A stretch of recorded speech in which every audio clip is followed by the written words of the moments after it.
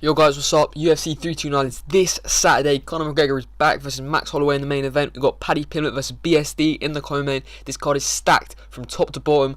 I'm here to give you my full predictions and breakdown of every single fight on the card. So let's start off with the early prelim opener of Alessandro Costa versus Cody Durden. This fight was originally meant to be Ode Osbourne versus Cody Durden, but Ode Osbourne had to pull out. So we've got Alessandro Costa coming in on a week and a half's notice or so. Personally, I only see this fight ending one way. I'm going to go Alessandro Costa by late round. No, not even. Second round knockout. He's got some nasty knockouts on his resume. He's got massive power for flyweight. Coming off that win over Matt Schnell. But who hasn't beaten Matt Schnell in today's flyweight division? Cody Durden coming for winning the Apex back in March, April, I think. Cody Durden really is just a jobber in the flyweight division, though. He has 2-3 wins in the last 10-11 fights, and he doesn't really beat anyone of quality. He loses to anyone with any type of skill, let's be honest. Alessandro Costa's real only losses are to guys like Steve Erceg and Amir Albazi, which, these are top 15 caliber guys. These aren't guys that, you should be ashamed to lose to.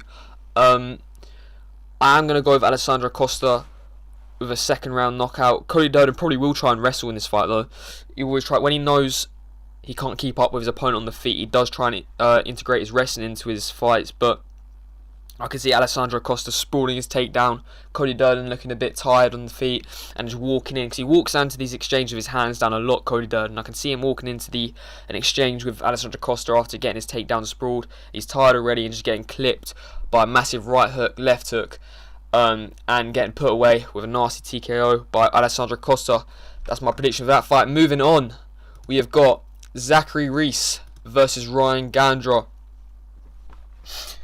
I mean, I know you have to let these guys have fights at some point, but it is International Fight Week. We could have got some nasty early prelim openers, but I mean, got to let these guys fight sometime, I guess. But these guys are crawled out the Apex. They've escaped the Apex cards and they're onto the International Fight Week card. But either way, we got Ryan Gandra versus Zachary Reese. Ryan Gandra, only his second fight in the UFC, coming off a first round TKO win over Daniel Medina, who Zachary Reese has also fought. The difference being Ryan Gandra put him away in the first round, whereas Zachary Reese took him decision. And Daniel Medina lost all 4 of his UFC fights and is now since been cut. Zachary Reese obviously coming off that loss to Michel Pereira back in February, and didn't look too great, so that's really not a good look. Also got finished by Brundage. I know it was a few years ago, but getting finished by Cody Brundage is really not a good look in the UFC nowadays. But Ryan Gandra's got a very high finish rate. If you look at his fights before the UFC, he got a lot of finishes. He has got that Anthony Hernandez type build, bit of a plotter build for middleweight, but a very nasty finisher. I'm gonna go with Ryan Gandra by a late round TKO. Zachary Reese is very open to overhands. If you watch his fight against Michel Pereira, he walks into exchange with his hands down, and Michel Pereira dropped him actually with an overhand. I can see something similar happen again. Ryan Gandra, he's mean, he's powerful. I can see him putting away Zachary Reese, even though Zachary Reese has quite a bit of a height advantage and a reach advantage. So it will maybe be tricky, first couple rounds for Ryan Gandra to work him out. Zachary Reese might use his kicks, but I think Ryan Gandra will put him away in the later rounds, maybe a third round TKO of Zachary Reese for Ryan Gandra. Moving on, Farid Basharat. Oh, it won't let me open the thing. Farid Basharat versus what should have been Ethan Ewan, but instead we've got this bloke. We've got John Garza coming in on 5 days notice whenever this video comes out. Honestly, didn't have a clue who this guy was. Had to go on Tapology, have a little look. He's been fighting in Fury FC for the last few years. He's 4-0 in Fury FC. I think his professional record's 4-1. I could be wrong. When these guys come in, other than Ethan Ewan, that was an exception. But when these guys do come in on 3, 4, 5 days notice against these, top 15 caliber guys, or these, these solid guys, like when Rahiki had his opponent pull out on short notice back at the card in Perth, and I can't remember the guy's name, but the guy came in on 3 days notice and got slimed out and around. These guys just usually aren't UFC caliber level. If that makes sense. These guys aren't UFC level. I think the same thing will happen here. Farid Basharat doesn't have crazy power, but I still think he'll be able to put away John Garza with a TKO here. He might even mix in his bit of grappling as well, but I can see Farid Basharat just outstriking John Garza on the feet. this is a bit of a wild pick, because I literally know nothing about John Garza. Maybe we see the next Ethan Ewing and he pulls up an upset. But either way, I'm going to go Farid Basharat by TKO in the later rounds. We got Damian Pinas versus Cesar Almeida. Mr. Pinas is back after his first UFC fight ended in a finish. Cesar Almeida coming off a loss. He's got big power, scary power, Damian Pinas. Similar to Reteba Gautier. That's not because they're black, I promise you. But Damian Pinas, he's got crazy power. I can see this fight only ending one way. I'm going to go Damian Pinas by knockout. Yeah, literally, if I'm wrong, terrible prediction, but I'm just going for that because why not? Anyway, your early prelim headliner of Tracy Cortez versus Wang Kong. I know a lot of people are probably going to go with Wang Kong here. She's the up-and-comer and whatnot. Tracy Cortez coming off a loss to, what's her name? Erin Blanchfield, just before Christmas, I think it was. Where she got submitted. She got out-grappled and submitted by Erin Blanchfield. I think a lot of people will go with Wang Kong in this fight. A lot of people I've seen have gone with Wang Kong in this fight. However, I'm going to go with Tracy Cortez in this fight. I can see Cortez losing the first round, and using her grappling to maybe get to get the second and third round. I don't actually see this fight being much on this feet. I can see it basically being a very grappling heavy fight. Like I said, I can see Tracy Cortez using the grappling to maybe get the second and third round in her favour and getting a 29-28 decision win. I don't think this fight will be very entertaining. I think she actually had a similar fight on the International Fight Week card last year, where she had a bit of a boring grappling decision and got the win. I can't remember who it was against, but very similar. A bit of deja vu, I think, again here. Guys will pretend they're interested in this fight, but really they're just watching it for buns. But moving on. Let's go Tracy Cortez by a 29-28 boring grappling decision. The prelim opener of Luke Riley versus Kai Kamaka III. This should be a good fight. I mean, Luke Riley's an entertaining fighter. He's from Paddy Pimblett's gym. He's got a lot of hype around him. This will be his third UFC fight. Kai Kamaka, I didn't know too much about him, to be honest. I'm going to be honest. I know he had a fight back in April. This is his second stint with the UFC. He was away for 5 years or so. Won his first fight back in April or March, whenever it was, in the Apex. Luke Riley coming off that win against Mike Weiswell Jr. on the London card back in March, where he looked good. I mean, people were saying he probably should have got finished, but he looked good. His boxing slick. He countered well. He stunned Mike Weiswell Jr. a couple of times, and Mike Weiswell Jr. is a decent boxer himself, so it's not too bad of a performance from Luke Riley. I think it was a pretty good performance. He looked good. I think Luke Riley's going to get it done though quite easily. I think maybe a second round TKO. Maybe I think these guys are going to keep it on the feet. I don't see either man trying to shoot for a takedown. We know Luke Riley's got big power for flyweight, featherweight. We know that we saw the win he got against Bogdan Grad in his UFC debut back in Qatar last year. He's good at countering. Like I said, very fast hands, slick boxing. I can see him putting away Kai Kamaka III in the second or third round. I think these guys will maybe have a bit of exchange similar to what he had with Mike Weiswell Jr. Luke Riley, where they're kind of going back and forth in the first and maybe a bit of the second round. He's going to have the height advantage as well, same reach, but he's got better head movement, I think, Luke Riley as well. I can see him putting away Kai Kamaka III in the second round. I think this should be a pretty easy night at the office for Luke Riley. I'll be surprised if he struggles in this fight. I think arguably this may be an easier fight than the fight against Michael Weiswell Jr. You're going to have these pretend hardcores saying, "Oh, how do you not know who Kamaka III is? The guy's scary, man. The guy's scary." Like, I don't know who he is. All right, I'm going to be honest. Other than his Apex fight back in March, which I had to go rewatch because I didn't even watch it. Yeah, I have no clue who this guy is. But I'm going to go Luke Riley by TKO in the third round. Moving on, this fight's a bang, on the prelims as well. Cody Garbrandt versus Adrian Yanez. Cody Garbrandt he's just not it anymore. You're gonna have these casuals saying, "Oh, Cody Garbrandt by destruction," and like he's not it anymore. I mean, that what was his last fight when he got back in March, where he got like fouled about a million times, then tried to aura farm with that flying knee after the when the fight restarted. I mean, I don't know. Anyway, Adrian Yanez got massively robbed in his last fight. Who was that against? Ricky Simone back in March. One of the worst robberies I've seen in ages. Adrian Yanez was actually a few years ago was meant to be the big thing until he got I don't want to say fraud checked, but he got beaten up badly by Rob Font a couple years ago. But I think Adrian Yanez is still very good. I think he's a very good fighter. He's very, very good on the feet. Cody Garbrandt is just not it anymore. He really isn't it, and it's really gone downhill, especially since he's got this little tattoo here over the eye, which is wonky, by the way, and doesn't, maybe have a word of his tattoo artist. Either way, I think Adrian Yanez is going to make somewhat easy work of Cody Garbrandt. He's got a longer reach than Cody Garbrandt as well, which will be very handy in the feet, because Cody Garbrandt does tend to struggle against longer reach fighters. I can see Adrian Yanez putting away Cody Garbrandt actually by finish, maybe in the second or third round. I think Cody Garbrandt, obviously, I think he'll be up for it straight away. He's always up for these fights, no matter what, whether he's winning or losing, on a win streak, lose streak, whatever it is, he's always up for these fights. He's always going to be pumped. But I think maybe he'll start the first round well, Cody Garbrandt, maybe potentially win the first round. We know he's bouncy, he's explosive on the feet, he's fast hands, changes stances, whatnot. Maybe he'll try and style on Adrian Yanez or something. I can see a world where Cody Garbrandt, stings Adrian Yanez and tries to hit like a little aura farm emote and then just gets clipped badly.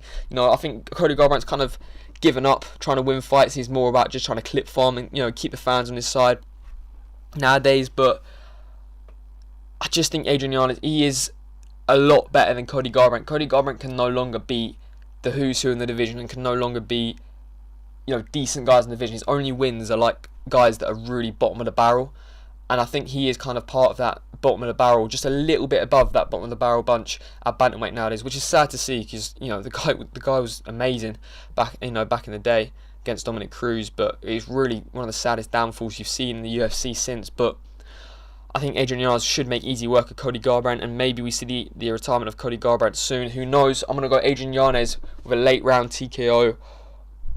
Or does Cody Garbrandt survive and make it to the decision? No. No. Late round TKO for Adrian Yanez in the third round. Let's go for that. Moving on.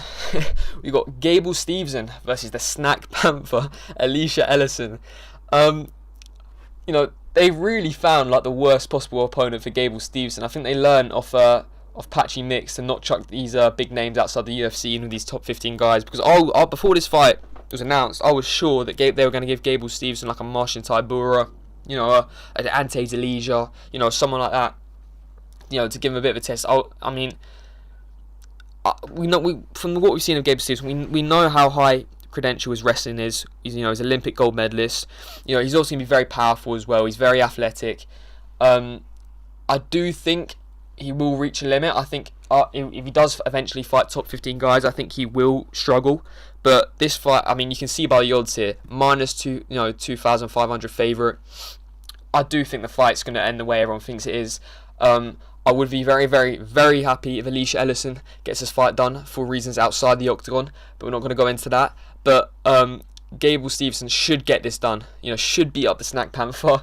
But I'm going to go with Gable Stevenson. He might wrestle. Maybe we could see maybe a boring wrestling decision over 3 rounds, which would be underwhelming. But I don't know. I think he's going to go out there and impress. This is probably one of the biggest debuts the UFC's had in years, maybe since Bo Nickel. So I think he will want to go out there and put on a show. I think Gable Stevenson, we know he's powerful, so I think Gable Stevenson will probably go out there, maybe get a knockout in the first, second round. He'll catch Alicia Ellison in the pocket, maybe drop him and put him away. So I'm going to go Gable Stevenson by a first or second round TKO over Alicia, the Snack Panther Ellison. I love that nickname, by the way. Moving on, got Bobby Knuckles versus Nikita Krylov. Bobby Knuckles making his light heavyweight debut against Nikita Krylov, which actually I think is a tougher fight than people think. People will think, Krylov, he's been knocked out multiple times before. He's at the end of the rankings and whatnot. But I think this is a hard fight stylistically for Robert Whittaker. Krylov's got a decently big frame for light heavyweight, especially compared to Robert Whittaker moving up. Krylov, he's a tricky guy. He's a tricky customer, Krylov. Some may say, because his last fight against Modestas Bukauskas, I was sure Bukauskas was gonna knock him out. He found a way, Krylov, and he made Bukauskas look terrible. Krylov he didn't look great either, but he somehow found a way. Krylov, he fights with the thing about Krylov that I just never understand. He fights with his chin up in the air so much. His chin is sky high, and that's why he got chinned by Reyes, and that's why he got chinned by Guskov back to back. And obviously finished Bukowskis back in January in their last fight. But again, even in that fight, his chin was sky high in the air, and I was mesmerised, proper mesmerised that Bukowskis didn't find Krylov's chin properly once in that fight. No, in this fight though, Robert Whittaker, he's got slick boxing. He's going to be the faster man. He's going to have better hands. I do think Whittaker will struggle maybe in the first and second round just to adjust to that light heavyweight, fighting someone with that light heavyweight frame and just getting used to fighting at 205 pounds compared to 185. It's a big jump, and a lot of guys that move weight struggle to adapt in their first fight, without having previous experience. Alex Pereira, for example, struggled to kind of maybe adapt to fighting of that weight against Cyril Gane, and I can see maybe Robert Whittaker kind of struggling in the first round, struggling to find the chin of Krylov and kind of land anything of real significance. But I think as the fight goes on, Whittaker will start finding the target, and I think he's got, like I said, he's got the fast hands. I think he's going to be powerful at light heavyweight. I think he will catch Krylov because of how high his chin is in the air. And I think I can see him putting away Krylov in the late second, early third round with a nasty TKO finish. Maybe as Krylov comes in, he catches him with an uppercut or catches him with a hook. He's got a lovely right hand as well, Robert Whittaker. Maybe a 1-2 down the pipe. I can see Robert Whittaker's light heavyweight debut going very successful. I'm going to go Robert Whittaker by a later round finish over Nikita Krylov after struggling for the first couple rounds to find his range. But I'm going to go Robert Whittaker by TKO. Oh, he's a small underdog in that fight. I would have thought... Actually, that doesn't surprise me. Either way, moving on. This fight's a banger. King Green versus Terence McKinney. If this fight does not end in the first round, I'll be shocked. I'll be absolutely gobsmacked, I tell you. Yeah, this fight should end in the first round, and someone's getting slimed out brutally. But we always say about these fights, we said that about Johnny Walker and Dominic Reyes the other month, that someone was going to get slimed out brutally, and they just had a boring, tippy-tap 3-round fight. It was the most disgusting thing I've ever seen in my life. Either way, we've got King Green versus Terence McKinney. Terence McKinney coming off a win over, what was his name, Kyle Nelson in the first round. And Bobby Green's putting a little win streak together, I think he's on a 3-fight win streak. Obviously put away Jeremy Stevens by submission a couple months ago, UFC 328, but I know Jeremy Stevens isn't basically a granddad nowadays. So, but Bobby Green by submission, though, you don't hear that all the time. So that's a nice win. Before that, put away Daniel Zellhuber badly, and then got a win over what's his name, the Canadian guy, Lance Gibson Jr. So he's putting together a little streak now, Bobby Green. He's beating some decent guys outside the rankings.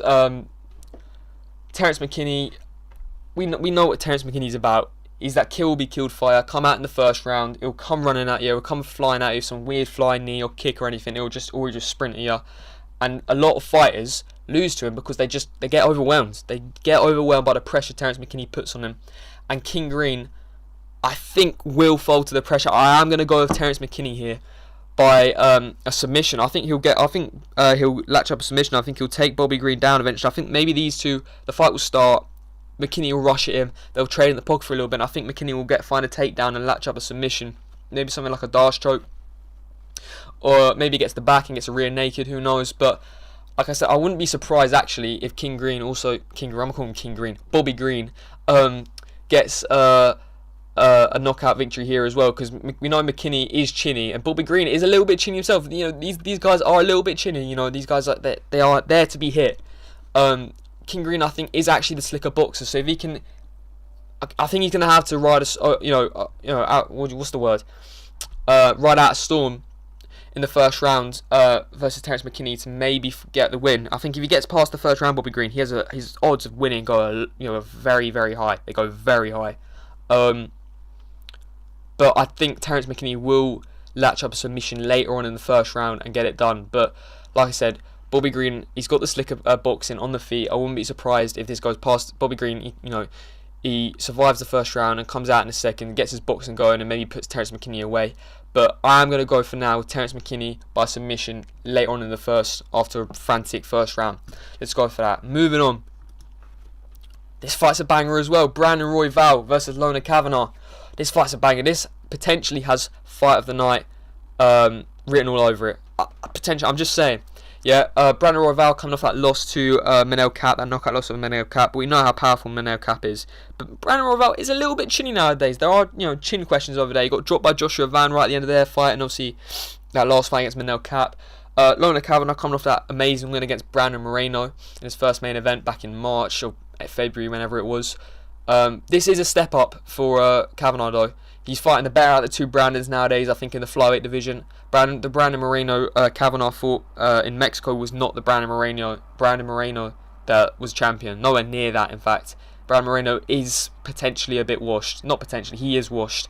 Brandon Royval is there to be hit though, and I think I'll tell you what might be a big factor in this fight. Lona Kavanagh has got very, very good Muay Thai and very, very impressive kicks, and he disguises his kicks very, very well. I think this could be a big factor in the fight. Brandon Royval's obviously got very, very fast hands. He puts a lot of pressure on his opponents. He's a walk forward, hands up, fucking tough, tough it out kind of fighter. But I can see Lona Kavanagh using his kicks and keeping Brandon Royval at range, and low kick, high kick, body kick, low kick, high kick. He's got a nice spinning back kick as well, Lona Kavanagh. But Brandon Royval, like I said, he's got fast hands. I don't see a world where Brandon Royval finishes Lona Kavanagh. I don't think Brandon Royval has actually that much finishing potential in his hands. I don't think he's that powerful. I don't know. I don't see either of these two getting a finish. I do see this one going to decision, but I do think this will be a scrap. I can see both men bleeding at the end of it. Brandon Royval's going to have that height advantage as well. He's going to have doesn't actually have that much of a reach advantage, but I think I can see maybe in a world where Brandon Royval starts the fight very, very well. He gets his hands going, and Kavanagh's he struggles to adapt first of all, and get his kicks going and whatnot. As Brandon Royval is very experienced at this level, at the top end of the flyweight division, and this is a big step up for Kavanagh compared to Moreno. I do think in the second and third, once he gets his kicks going, once he gets his Muay Thai going, I think Lona Kavanagh will start to pile it on Brandon Royval, and he said Moreno then. I think Kavanagh will get it done by probably like a 29-28 decision. I think this will be a scrap. I do think this could go either way, but I am going to say Lona Kavanagh by 29-28 decision, and I think his kicks are going to be a vital tool for him to win this fight. Moving on, got Corey Sandhagen versus Mario Batista. On paper, this is another banger, but unfortunately, I do have the feeling that this could be a little boring. Because, if Mario Batista gets Corey Sandhagen against the fence and starts bedtime MMA maxing against him and just kneeing that thigh for 5 minutes, I do think we could be in for a little bit of a boring one. Crowds booing and, I don't know, and Joe Rogan's glazing. I know it's a bad fight when Joe Rogan's glazing. But I do think Corey Sandhagen's going to get it done. I do think he's going to get it done. Obviously, he hasn't fought since that title loss to Merab, and Mario Batista had that fight against Vinicius Oliveira back in February. He looked very, very good in that fight, put him away with ease, really. But we know Vinicius Oliveira was very unfit at bantamweight due to the weight cuts, but still looked good nonetheless, Mario Batista. And he is good, Mario Batista. He looked good on the feet against what's his name, Umar, as well, back in October when they fought. So he's a tricky customer, Mario Batista, and he's putting a little run together right now of good performances, win or lose. So Mario Batista is going to be a very tough fight for Corey Sandhagen. Corey Sandhagen, we know, is probably definitely the better striker out of the two. He's got a lot more experience at this level, and that win he got in the first fight over Mario Batista's aged very, very, very well. So this is an interesting fight going into it in the build-up. I do think Corey Sandhagen, bloody hell, I'm all over the place today. Corey Sandhagen is going to get it done. I do think that's going to happen. I can see Corey Sandhagen struggling in the first, and I do see Mario Batista smudge maxing Corey Sandhagen against the fence. Joe Rogan creaming his pants on the commentary box. But I do see Corey Sandhagen finding a way, maybe breaking away at the end of the first, landing a few kicks or something, and Mario Batista gets a little bit wide and then coming out in the second and third and really getting his striking going. I don't see Sandhagen putting Batista away. I do think he'll survive it to the end. I think both fighters will go to the end, but I do see Sandhagen, maybe in the second and third, styling on him a little bit towards the end. Spinning wheel kick there, flying knee here. Because Sandhagen's got a crafty bag of tricks. Sandhagen, he's got a lot of tools to use in the striking departments, and I think he will find a way. A 29-28 decision over Mario Batista. I think this will be a good fight, and I think in the end, Corey Sandhagen will put on a bit of a show after maybe like a bit of a struggle in the first round. But I'm going to go Corey Sandhagen by a 29-28 competitive decision versus Mario Batista. moving on. Co-main event of the night. BSD versus Paddy Pimblett. This has fight of the night potential written all over. I know I said that about probably like 2 other fights so far, but this has fight of the night potential of it. Fuck, I'm mumbling today. Either way. I mean, this is a really... I've been chopping, changing my mind on who I think is going to win this for the last few days. You know, one day I'm thinking Benoit, you know, then I'm thinking Paddy. I am going to go with Paddy Pimblett, though. I am going to go with Paddy Pimblett. I think he's going to get a submission on Benoit Saint-Denis late on in the fight.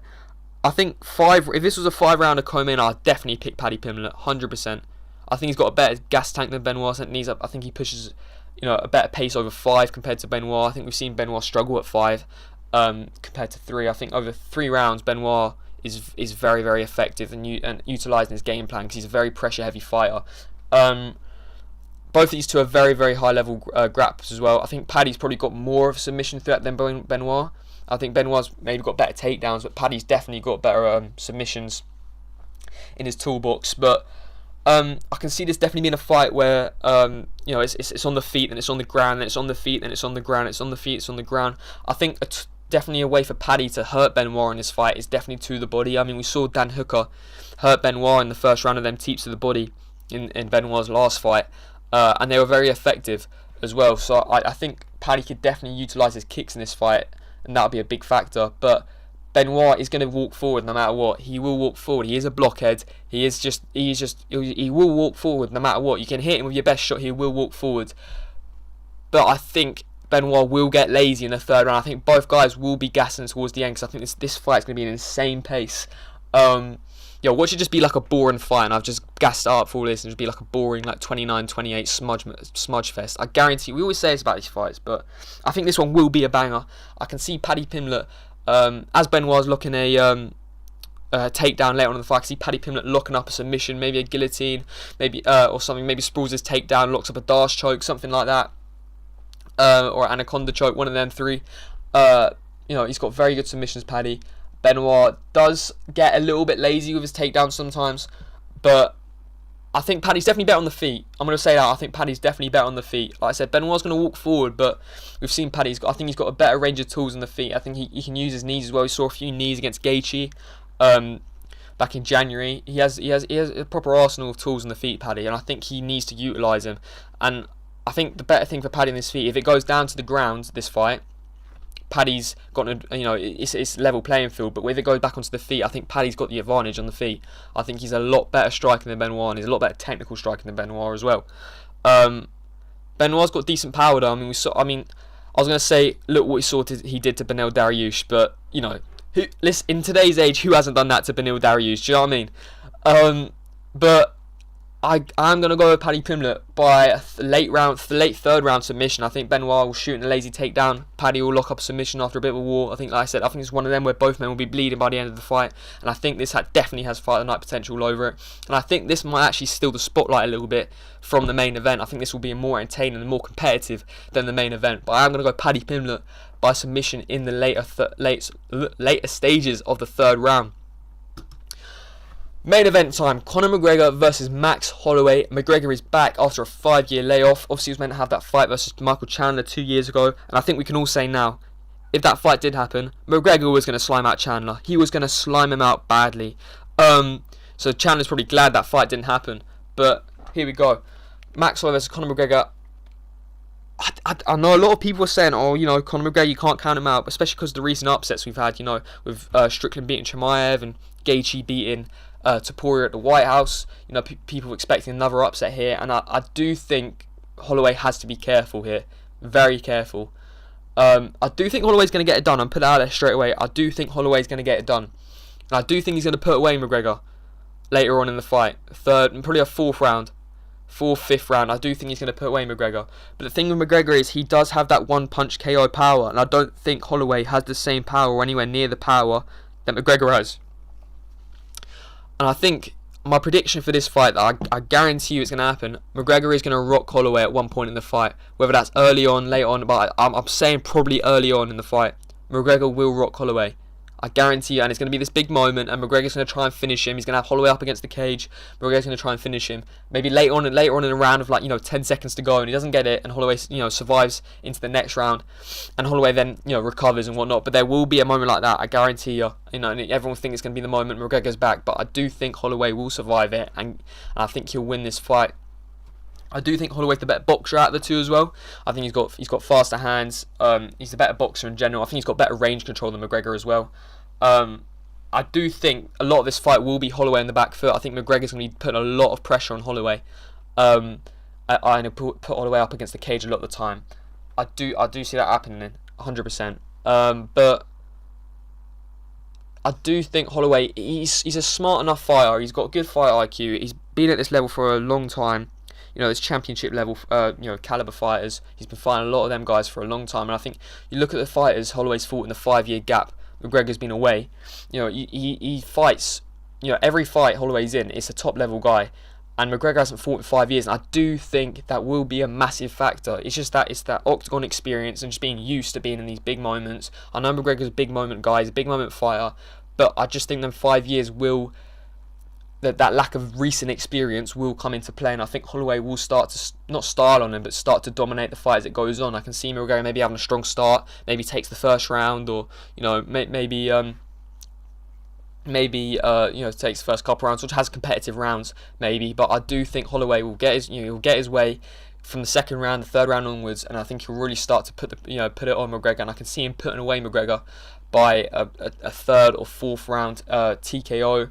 I don't think either man will try and grapple. I know in their first fight McGregor started grappling and controlled Max on the ground for pretty much the whole fight, but I see this being completely stand-up. I don't think either man will want to go on the ground. I think they'll want to prove a point, especially McGregor. He'll want to prove a point and show his back.